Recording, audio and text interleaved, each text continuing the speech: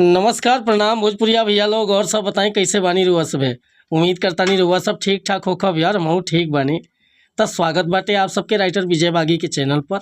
और आज उपस्थित बानी भैया रुआ सबके बीच में लेके ऑर्केस्ट्रा मैटर बहुत बढ़िया गीत के रचना के लिए बानी।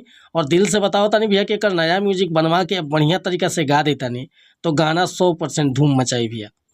तो चलिए देर ना करते हुए मैटर के शुरुआत कल जा कि कैसे ये गीत के गावे के बा, का एकर धुन बा, का लय बा।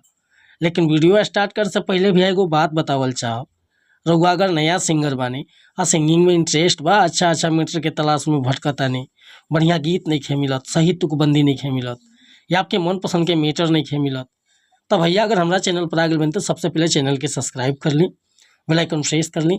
हर रोज रुआ के नया नया मैटर सुने के, देखे के और गावे के मिली।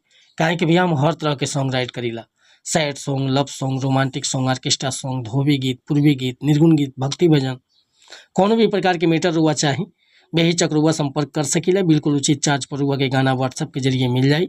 और नंबर हम अपन डिस्क्रिप्शन में दे दिले बानी भैया।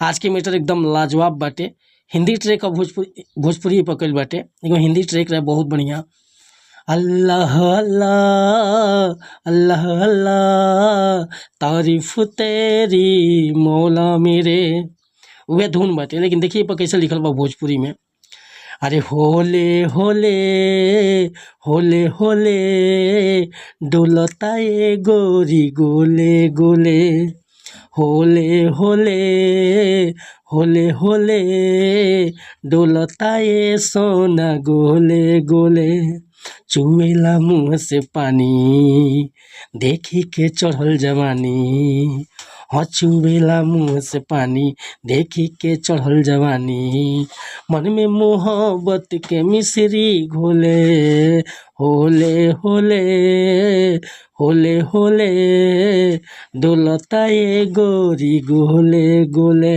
हाँ होले होले होले होले डोलता ये सोना गोले गोले।